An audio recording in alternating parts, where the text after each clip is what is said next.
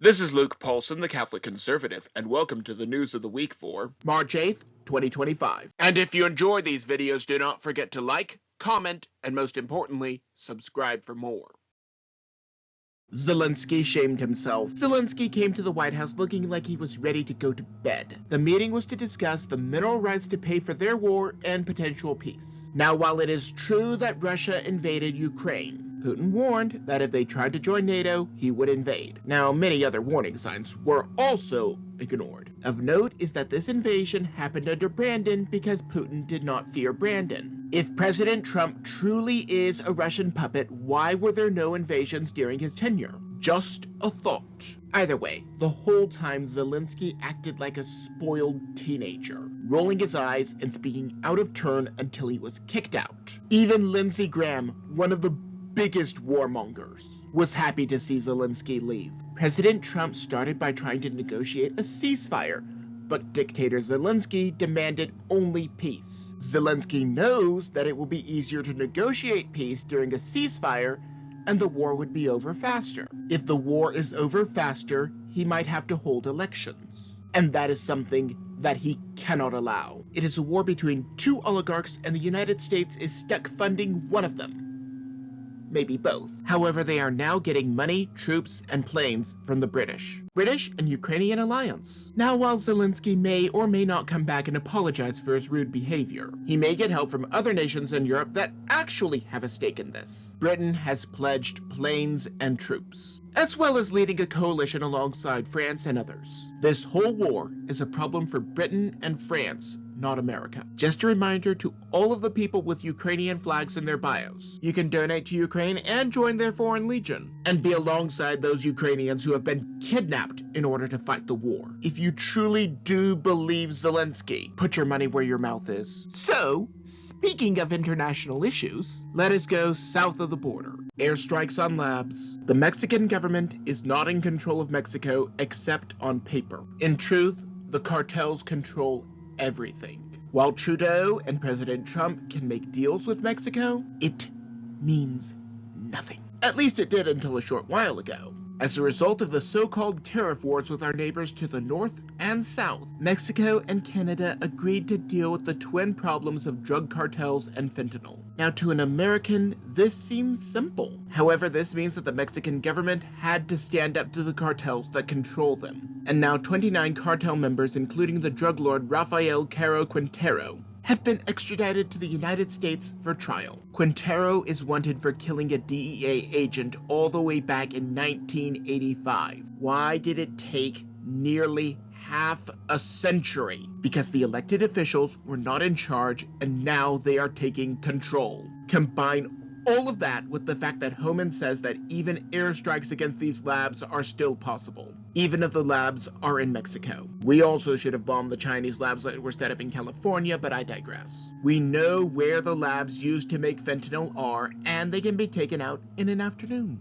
This is what happens when a president speaks softly and carries a big stick. Let us talk about a few more of President Trump's successes, and there are a lot of them. English is our official language. Knowing another language is an infinitely valuable skill, even if you never need to use the skill. There's abundant evidence that shows that learning another language expands your brain. Hardly a workday goes by in which I do not need to use my Spanish language skills. Now, President Trump has passed an executive order designating English as the official language of America. Now, the Democrats who hate America and fly the flags of foreign countries will call this racist. Let me get this straight. You break into a country seeking a better life or asylum, and then wave the flag of the country that you escaped from. That is a special kind of stupid. Either way, this order no longer makes it mandatory to provide documents in the languages of other countries. Naturally, this has far-reaching consequences, potentially for courts and schools. Citizenship tests are always in English, with very few exceptions such as age or disability. This means that if a person does not speak English, they may not be here legally. While I do not think this will do much to get rid of the illegals or keep them out, it is still very practical and will save a lot of trouble.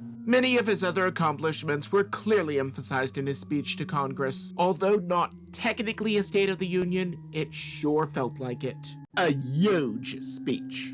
President Trump's speech before Congress was truly beautiful. President Trump was able to show the deepest extent of the very severe Trump derangement syndrome. The Democrats were too busy holding their little signs to even applaud when Americans were brought home after being international prisoners, or for terrorists being brought back for trial. Their TDS is just getting pathetic. Speaking of their little signs, they claim that Elon Musk steals just to drive a wedge between these two partners. One talking point that the Democrats just love is that Doge could save billions by canceling all of Elon Musk's contracts. Technically true, but there are two main problems with that. One, he is actually producing something worthwhile rather than a transgender opera. Two, President Trump canceled the Cybertruck contract and ended the mandate for electric vehicles. So not only is the work of Elon Musk actually producing utility and jobs, President Trump and Elon Musk are so devoted to principle that one of them is losing business over this. Speaking of Doge, the Government Accountability Office estimates that waste, fraud, and abuse accounted for $500 billion. Just a reminder that Elon Musk is doing their job for them. And now President Trump wants 10 regulations cut for every newly proposed regulation. Maybe those regulators will think twice before proposing a new regulation outside of Congress. Not only is President Trump making sure that we are winning at everything, former enemies are joining us in making America great again. New policy at the Post. The Democrats are very upset with Jeff Bezos for how he is running the Washington Post. Recall that they will say it is a private company when they espouse Democrat talking points. But it is a fascist takeover if they do not espouse said talking points. Remember, wanting editorials that focus on personal liberties and free markets is an affront to Operation Mockingbird. Operation Mockingbird is here to remind you to never question the official narrative. The present staff have called it fascist, but they call everything fascist. All a part of their Trump derangement syndrome and Musk derangement syndrome. Supposedly there are mass cancellations of the paper because those people hate the light of truth and democracy dies in darkness. Again, we technically live in a republic, but I digress. Well done, Mr. Bezos. May the rest of the media join you in the light. However, I try not to give any media outlet blanket support. Not even OMG and James O'Keefe. Is State Farm a good neighbor? OMG recently got one of their vice presidents to speak to an undercover reporter. In the interview, he admitted something that we already knew. The insurance companies had to pull out of California because they could not make a profit. It is a business, not a charity. If the monthly payments or deductible cannot cover the risk for where you are, there is a problem. However, the problem is not the people, but the government. The government in California has the authority to keep insurance companies from raising prices. Californian leaders made sure that everything was in place for a fire by doing nothing to prevent one. And now State Farm is being blamed for all of this. Also, he has anti-whiteism, but that is par for the course for these major companies. Either way, it seems that he was fired for the former rather than the latter. California pushed State Farm's hand. While State Farm did the best that it could with the hand that it was dealt, liberals see a successful economy and unsuccessfully tried to destroy it in a day. The blackout failed. On Friday, February 28th, liberals planned an economic blackout. Not only would it be worthless because most companies do not base their decisions on a single random day on the calendar, it also would be meaningless as things were just bought the day before and the day after. Also, it seems that this day was chosen by rich liberals. You know, the ones who hate capitalism. But you can find them drinking Starbucks coffee and typing on Apple laptops with pro-communism stickers. Moving on. Why do I connect these two? Simple.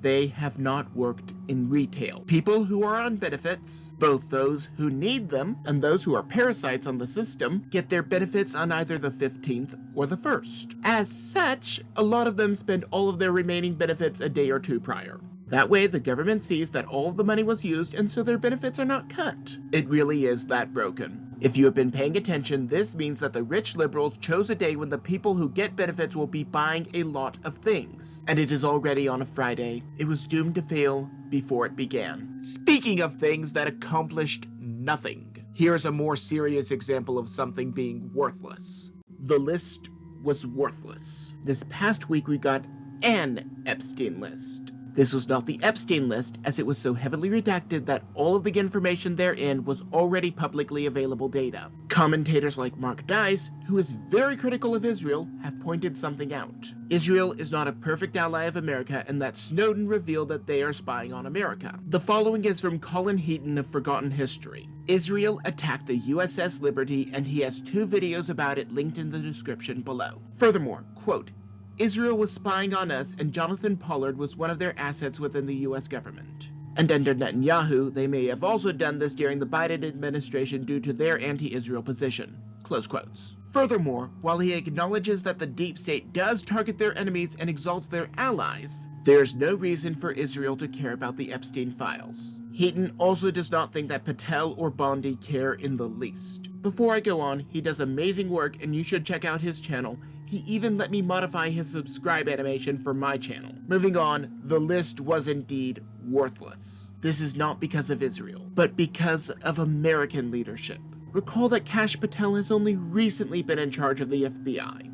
He might not have had time to oversee the redaction process before it was sent to Bondi's office. The problem seems to be someone in the FBI who tried to keep the names quiet for a little while longer. Mark Dice is willing to call out Israel as, quote, a certain country that you are not allowed to criticize, close quotes. But he will not let himself criticize President Trump.